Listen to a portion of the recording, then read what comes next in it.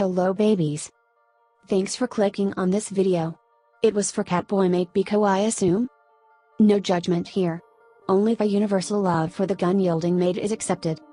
If you have read the title, this was a collaboration between me and Quonit. They made the sketch and I was supposed to do the rest. In exchange, I gave them a Cassandra sketch. The link to their video should be in the description. Do you like the narration so far? Don't I have a sexy voice? Okay, let's go back to the drawing. What is the setting here? Well, apparently the reason why boyfriend's hat is so big is he was hiding his cat ears underneath. Since he was insecure about it, girlfriend decided to show him support by wearing a cat ear headband herself. Where did she get it from? That's up to your interpretation. My theory is that Mummy is a furry, and she got the ears from her. And I assume Pico is also showing support by dressing up as a maid himself. I don't really know, honestly. All I know is it's cute and I love them. You cannot see it, but there were several jump skips in this video already, because whenever I started recording I was blessed with a new Discord notification, and I would immediately forget that I was recording.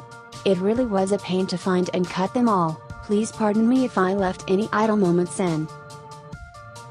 Alright, with that out of the way, it's time to start ranting about the drawing.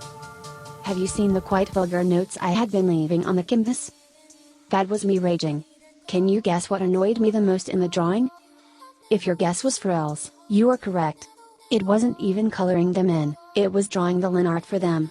Even though they look pretty, the process wasn't pretty at all. I even rage quit multiple times drawing one frill at a time. Despicable, I know. But be honest here, wouldn't you do the same? Honestly, I don't have many things to say about this drawing. It is not a story-based one, there really isn't anything to explain in depth.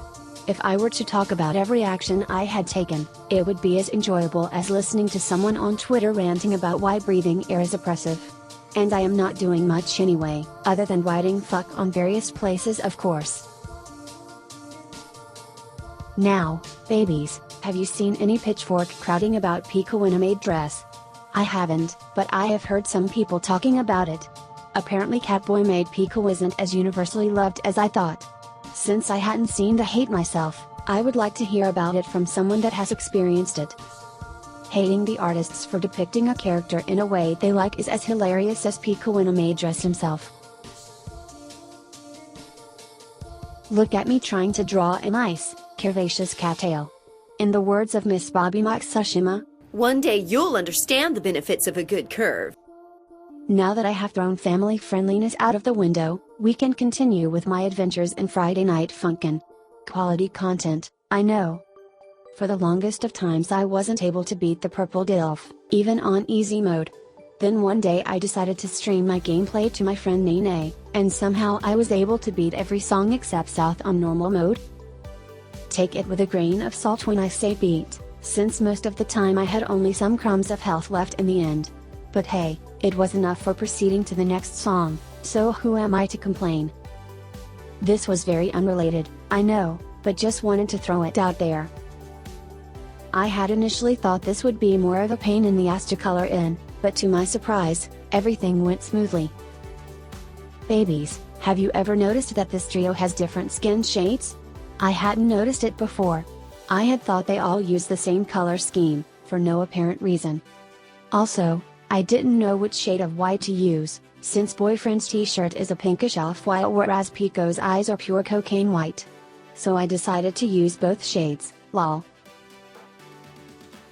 I also forgot to mention that I slightly moved the cat's tail downwards, because I really liked the ruffles on his apron and I didn't want the cat tail to cover them up. This is why it's different from the original sketch. Okay, now let's talk about modding the game. Thankfully the game is very easy to mod if you replace the current in-game assets. But, I wanted to add an extra week like the Witty mod. Witty has an extra week because that mod's developers recompiled the game themselves after modifying the code. I tried to see if there was a way of manipulating the code from outside without having to recompile the entire thing, but unfortunately I couldn't find anything. Other than now having 30 gigabytes of libraries and compiler shit sitting in my C drive for compiling a 400 megabyte game, the game is pretty easy to mod. By far, The hardest part for me is the sprites. I need a PNG file for the frames and an XML file for the animation info, and the easiest way of obtaining them is animating in Adobe Animate. The problem is, I don't want to learn a new program from scratch, and putting in the effort sounds like too much effort. Also, have you seen the comments that Ninja Muffin left in the code? They are hilarious as the vain efforts of every person that tried to make their own Yandir game out of spite only to fail miserably, if not more. Here are some top comments. New shit.